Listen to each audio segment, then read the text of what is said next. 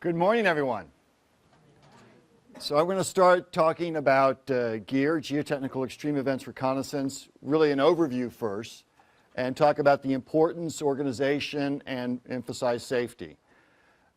Very importantly, GEER is made possible because of the National Science Foundation. It was actually Cliff Astle, the late Dr. Cliff Astle, that motivated us to take what was sort of ad hoc and organize it. And it's continued to be funded by NSF through Rick Fergasi's program. The tagline is turning disaster into knowledge. Obviously, we don't want disasters, but it would be a bigger disaster to have one and not learn from it. You're mainly geotechnical engineers, geologists. You work in the field. You understand the importance of field studies. They're essentially the benchmark. We're an experience-driven field. And so when we look at natural soil deposits that may have been created, 1,000, 10,000, 100,000 years ago, it is very difficult to replicate that response in the laboratory or in the computer. And so field observations underpin a lot of our understanding. And in fact, a lot of our methods, the cornerstone of geotechnical engineering, are observations and data, a lot of empirical methods. So things such as the Youde et al. 2001 simplified liquefaction criteria based on the work of the late Professor Harry Seed, lateral spreading deformation analysis and prediction techniques like by Youde, and tsunami community as well, very observationally based. So the objectives are, this data is perishable. The minute dozer or reconstruction activities begin, and they erase the cracks, then we've lost that data forever. So it's important to respond quickly. We don't want to respond so quickly that we get in the way of the life safety mission, but the minute that is done, we want to be there to collect this data. Very importantly, GEER has always been grassroots. It is not a top-down organization. Most of our innovations, the use of using the phone, the LiDAR, have come from individual members who sit there and go, this is a better way of doing things. I'm hearing about Google Plus and the opportunity to use that for a reconnaissance for the first time driving up in the car with Rob Cahan. And so each one of you hopefully will join GEER and contribute to GEER and bring in new ideas and new innovations. And the idea is to document these. So we always sit there and say, will we advance the profession if we do this work? The GEER Steering Committee has 9 people with a fairly diverse background. The co-PIs for this, the co-chairs, are David Frost and Ellen Rathje. But you can see that Scott Anderson and Rob Cahan are both GEER Steering Committee members, as well as Robert Gilbert, Laurie Johnson, Jeff Keaton, and Nick Sitar. And then we have an advisory panel because we want to interact with structural engineers and geologists, other organizations. There's a number of organizations that do post-event reconnaissance. And very importantly, we have a GEER recorder, a PhD student who kind of pulls it all together. That's Christine now. And then we have the members. And so please consider joining and letting us know what your capabilities and your interests are. Over the last 5 years, these are the reports that we've done. And it's been a busy time. We don't go to every event. But there's unfortunately been a number of events that we felt compelled to go to in terms of learning about things. And in fact, one of those is going to be talked about later today, the 2014 Oso landslide. All of these reports are available at the website. And so the way we respond is obviously we do training exercises like this, and we try to do some planning ahead of time, but we're essentially a response organization. So an earthquake occurs on the morning of the 24th of August of this year, and I wake up and I say, okay, how are we going to respond to this South Napa earthquake? So we have an event. The first thing we do is the steering committee, and we also get input from the advisory panel, gets a sense of what the event is and whether a response is necessary. If no response is necessary, such as there's an earthquake that occurred in an area where there are no ground motion records, there's no pre-survey data, we go, a lot of things liquefied, a lot of ground failure, a lot of landslides, but we have no idea what the seismic demand is. We'll never be able to turn that into a case history. In fact, we always think about the journal article or the NSF research project that's funded down the road. And if we realize it's never going to get to that level, then we're not going to respond. But if we see that opportunity exists. Then we say a response is required. There's some unique things where we can collect some data we haven't had before, and we can move things forward. The GEER Steering Committee is not responsible for the reconnaissance. They're responsible for making sure there is a proper response. The size and the money's delegated down to a team leader. And a team leader or the co-team leaders, then they get some suggestions from us, but they select the team members. They have to be able to work with these people. We want diversity. We want something old, something new. We want a mixture of people with different backgrounds. And then they perform the reconnaissance. And there's guidance given, such as the reconnaissance manual that Rob Kane will talk about. And then very importantly, they publish the report. This is done very quickly and well sometimes, and sometimes it drags on, but this is a key element. If you don't publish the report, you really haven't finished your reconnaissance. Really want to emphasize safety.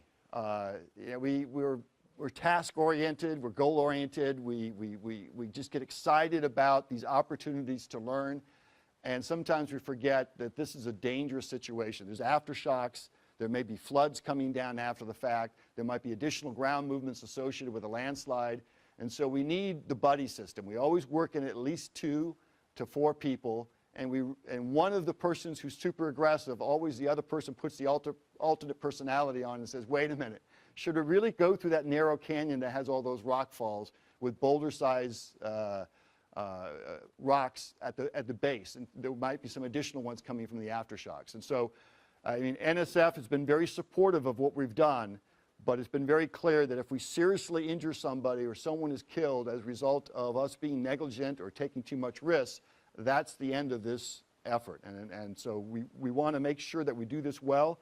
So it's first aid kit, it's all those things that you know about, sturdy boots, extra everything, especially food, knowing where the local hospital. Take a little time to make sure you start every day with a safety briefing and then move from there. It's very important to coordinate the team activity and make sure that this is a consensus group. And the other thing too is we have an initial GEER group. I've never been on a reconnaissance where the initial funded people on the GEER team are the end group that puts the paper together or the report together. It's a big tent. Someone wants to say, hey, I'm here, I have this information, I'm willing to share it, come on. And so these authorship of these reports just get bigger and bigger and bigger. As long as you're agreeing to basically play ball and be a team member, collect information and share that information, then you're a member of GEER or a GEER entity. Whether you want to be a GEER member or not, you can be part of a GEER reconnaissance. A key part of this thing is to bring in local people. Obviously, they understand that. When I came up here after the Nisqually earthquake in 2001, I realized you know this ground. You know the history. I was learning the history. You know it. And so having people who are part of the Seattle, Washington, ASCE, University of Washington, be part of the team was critical to us being able to do that well. And it was also important to make sure that we share our observations. And the way we did that in the past was through a long meeting where we shared files and photographs. Now we can do that digitally or virtually, and Rob will talk about that. In terms of logistics, I want to make it clear that what GEER does is GEER gets people who volunteer to help us out. We reimburse all your travel expenses that are legitimate, but that's it. So you're donating your time, but it's an incredible experience. It'll forever change the way you do practice and do research in day-to-day life, because you'll actually have seen things that you've never seen before, and new research ideas will come up. So we always get more volunteers than we have space for. And it's also important to realize that when you essentially spend a day in the field, you have to also remember you're spending a day in the office afterwards for each day in the field to be able to put that report together. So a week in the field is at least a week back in the office, so it's a 2-week volunteer. So it's a significant volunteer effort. There are a number of non-reimbursable costs, so you need to make sure that it's really the travel costs that are covered. It's important to coordinate things. We try to stay in the same hotel, but sometimes we have diverse teams where we spread things out. And you don't show up for a GEER reconnaissance without a GPS device or a digital camera or a laptop, cell phones, or something that pulls it all together so that you can share your data and collect it as geocoded information. And of course, your measurement devices. It's important in that in the earthquake region, or the earthquake arena, we're part of a larger response. There's the National Earthquake Hazard Reduction Program, which includes NSF, but also has USGS, it has the FEMA, it has NIST, and then of course there's the ASCE Technical Council on Lifelines, TCLE, there's EERI, there's the Department of Transportation. There's a number of entities that do this, and so we want to be part of that response. We tend to focus on the geotechnical, going toward geology, including seismology, as well as structural engineering, and we contribute to the bigger effort that hopefully advances earthquake engineering and natural hazards practice. One of the key things is we only respond if critical lessons can be learned. Some of the principles of reconnaissance is, it is important to get that overview of what's going on, get an overall sense. We often have advance parties, 2 persons or a few people. Their job is just to run around or use remote sensing to get a sense of what the opportunities are, because every event has some surprises, and we want to respond to those. And then we sit down and say, if we document this, if we spend the time to do a careful documentation, will it advance the profession? Will it answer one of the questions that we have or not? One well-documented case history is worth 5,000 photographs. The days of kind of quickly going by and taking photographs and just having a bunch of photographs, those days are gone. In the end, we want to put something into the empirical database that potentially changes the liquefaction triggering CRR curve, or something that goes into the lateral spreading database, or something that essentially helps us do a better job on landslide inventory. It's a team approach, and it's very important to have it systematic in terms of collection of perishable data. We want to use remote sensing as much as possible, but very importantly, everything's geocoded. That's how we talk to each other. For example, on one of the earthquakes, we had measurements at the same location by different people. One is by geocoding, we made sure that they were at the same location. By having the date and time stamp, we realized one of them had been there the day after the earthquake, the other one had been there a week afterwards, and the difference in the measurements was explainable by after fault movement slip, after slip. So without that, we wouldn't have known they were at the same place, we wouldn't have known the time issue. One of the most important things, and everyone fights against this as well as myself, is just the facts. We naturally want to figure out the why. But if you kind of start figuring out the why while you're there, you collect that data that supports your mechanism. Don't do that. You know, go in there and collect the observations. And in fact, if the 2 of you are thinking the same way, one of you has to change and argue against it and say, you know, I don't think that this is surface fault rupture movement. I think that this is a landslide. We could be at the toe of a landslide in a compression zone as opposed to a reverse fault. Challenge each other and collect all that data that will allow you to evaluate these different hypotheses down the road. The systematic documentation, and again, a lot of this can be done with your phone now. In the old days, it was a GPS device, it was a photograph, it was video, and it all coming in through your computer.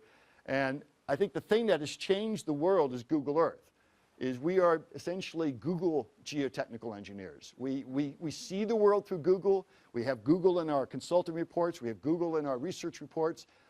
Before I go to New Zealand, I walk the ground in Google, so I've been there before.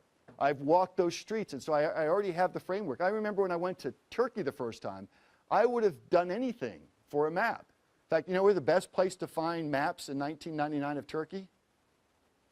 The Soviet Union. For some reason, there were a bunch of Russian websites that had great topography of Turkey. This is from the Nisqually earthquake. I brought this back because we're up here. I actually had 3 to 4 teams going around this area in South Seattle, giving me evidence of liquefaction. And so only after the fact that I pulled in their pieces of data did I start to see something that said, you know, now that we have the time to look at the geology, there's a buried stream there. The other great thing about having everything tracked and geo-loaded is I could find out that the team that went here, I said, you know what, you spent an hour and 32 minutes at lunch, because I saw that your GPS devices were at McDonald's for an hour and 32 minutes. Oh, we were working, okay. The other thing you see is it's a collaborative approach. I mean, I think the actual people funded on this were probably about 5 of these people, 6 of these people. The rest of these people are local people that contributed. Susan, you should be up there somewhere, right? Okay, yeah. I love it when we get experts like Susan without having to pay for her. It's an investment we made by educating you at UC Berkeley, I guess. Rob's going to talk about remote sensing later in the afternoon, but I mean, that changes the world in terms of looking at large landslides, being able to get a sense of the scale, but what it looked like before the earthquake, what it looks like after the earthquake. He's also going to talk about LiDAR. LiDAR has really revolutionized the way we can capture data. Very quickly, I wanted to go through an example of one earthquake. And first thing is, this is about 2.5 times the number of people that we funded. Very importantly is, yes, John Bray and David Frost came from the US, but Ramon Verdugo, Christian Ledesma, and Terry Eldridge, who works in Santiago, Chile, were key elements in terms of leading this. And then we had a number of other people, both funded by GEER as well as funded by other sources, that came down there. We even had somebody, this always happens this way, somebody had an uncle who had somebody he knew in the Chilean Air Force, and they wanted to do reconnaissance for looking at earthquake effects. And we said, hey, we're earthquake experts. So they actually gave us, they didn't give us the keys to the car or the key to the plane, but they allowed us to basically work with them to help them look at where there might be damage, but then also allow them to, us to capture that information in advanced reconnaissance. We were interested because of you. Okay, in a sense, we know you had a magnitude 9 back in 1700. We know you're going to have another magnitude 9. So this magnitude 8.8 gave us an opportunity of learning and bringing these subduction zone earthquake lessons to the Pacific Northwest. It was well recorded, and we had longer durations. Now, I had foolishly thought this might be the major subduction zone earthquake of my life. I didn't know about the 2011 Tohoku earthquake in Japan. There are port facilities, and so we realized this was a great opportunity. We had 1960, we had 1985, and now we have the 2010 Chilean earthquake, and so there's a chance to not only learn about what happened this time, but compare it to what happened in previous events. Doing this earthquake reminded me of doing the Loma Prieta earthquake, the Northridge earthquake, and the Landers earthquake all at the same time, because it covered about the same area. And so this happened to be a very diverse group of having the aerial reconnaissance being done to get the overall sense of what's going on, primarily along the coastline, but also coming along Route 5, which is the main highway there, bringing in the partners so that they could have that interaction, but then boots on the ground. And eventually you have to have people making the measurements. In fact, Pedro is doing that.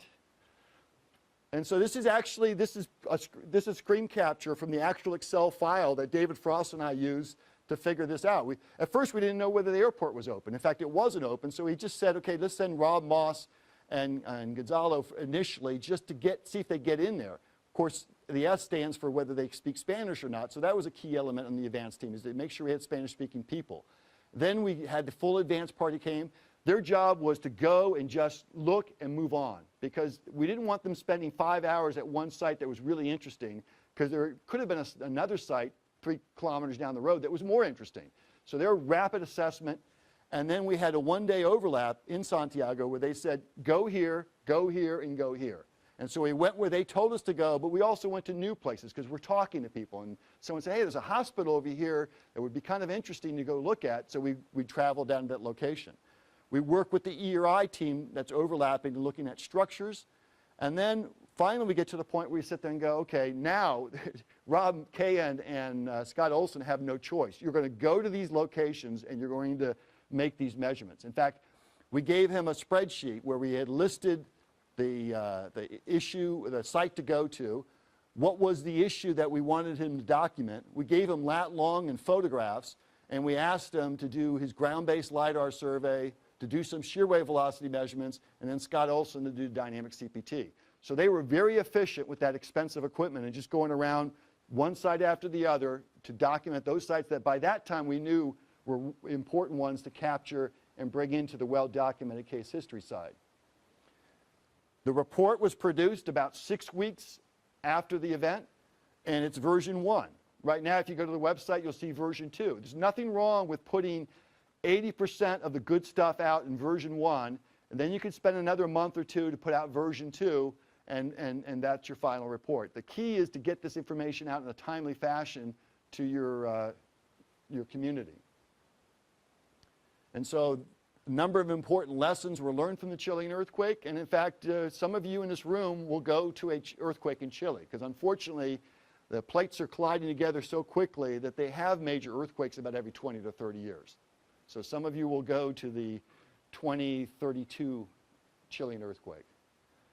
In terms of accomplishments, I think GEER has accomplished a lot because of the people in this room as well as outside this room that essentially use new technologies that allow us to do a better job, using existing technologies for improved documentation.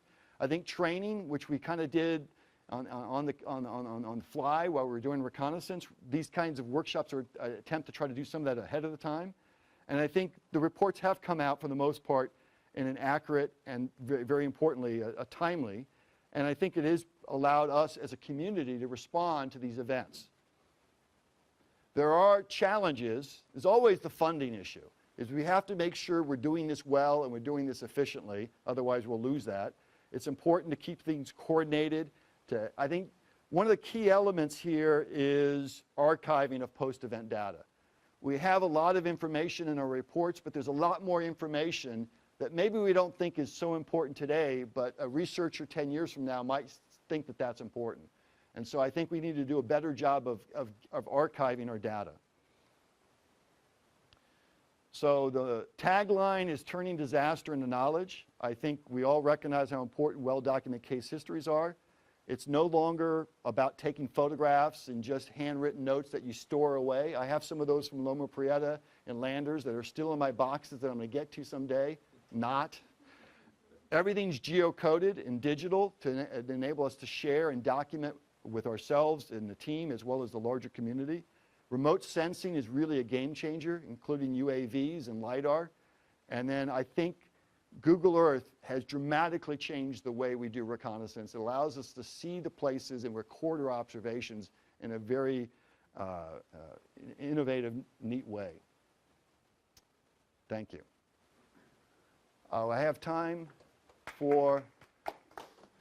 maybe about 3 or 4 minutes for questions. If you have questions, we have the microphone here.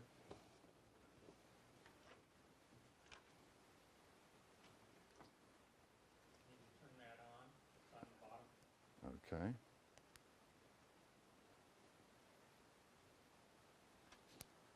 Any questions?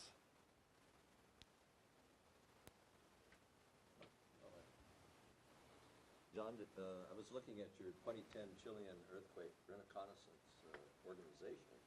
Did you have any arguments from people when the team leaders said, well, you guys get to go here and you get to go there? Or how did you work that out? Was that all done amicably and it's amazing where 90% of the people, everything works out perfectly. I would be lying if I said it was 100%, but the 1% or the 5% that doesn't cooperate, that's their last GEER reconnaissance, okay? I like to look more at the carrot than the stick. The carrot is, for example, when we had a case, this came up in Turkey, where I was a team leader of the Turkey earthquake, where certain people said, I'm really interested in this aspect or this aspect. So we said, okay, here's the deal. You will do what we need you to do as a team. In fact, we're paying for you to come over to Turkey. We're basically giving you this opportunity to get first on the ground to look at these research observations. And so you have the advantage in terms of going forward for additional research, as well as I think Bill Lettis, I think, had never done any consulting in Turkey. He goes over there as a consultant. He's given up building time. But he all of a sudden is now, after that event, doing significant consulting in Turkey. We said, you're going to be here for 7 days. 6 days, you do whatever we ask you to do. And on the 7th day, you can do whatever you want to do. If you want to go to a site that everyone's gone to, that it's not going to be that much value to us, but that's personally important to you, you've shared your time, your expertise, go do that. And by doing it that way, we didn't have any issues. So for the most part, I am just, it's incredible how nice you people are. I mean, because I work with some of the other professions, and I think this is on tape, so I can't be too explicit here, but some of the other professions don't have that community culture that geos have. I don't know what it is about geotechnical engineers and geologists and people in the room, and you take time out on your Friday to come in here and have this discussion. People tend to be very cooperative. When I came up here after the Nisqually earthquake, everyone just opened up their arms and said, let's get this stuff. And so I think that we're kind of, the legacy of Terzaghi and Peck and the observational method and how important empirical data is, the late Professor Harry Seed, I think those people would rise out of their graves and haunt you if you were not a team player. Thank you. One,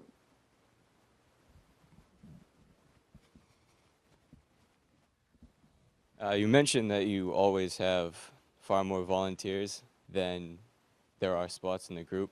I'm just wondering specifically how the members are selected. the team leader or team leaders have the final say. They get recommendations from the steering committee and the advisory panel. We do say, we challenge them. They come up with a list and say, you know what, you have nobody new. We always want to include somebody who has not been on a GEER reconnaissance. We, of course, want to include people that have been on a GEER reconnaissance, especially if they have personal contacts in that area. They're the former PhD student of the professor in Tokyo that is going to open up all the doors. So we do our very best to pick this, and then those people that are not funded by GEER can always come with their own funding and work with us. So that's unfortunately, I mean, in the end we have either it's a 4-person reconnaissance or it's a 16-person reconnaissance. And we make those calls as best as we can do. But we always try to look for diversity, geographic diversity, gender diversity, technical diversity, age diversity.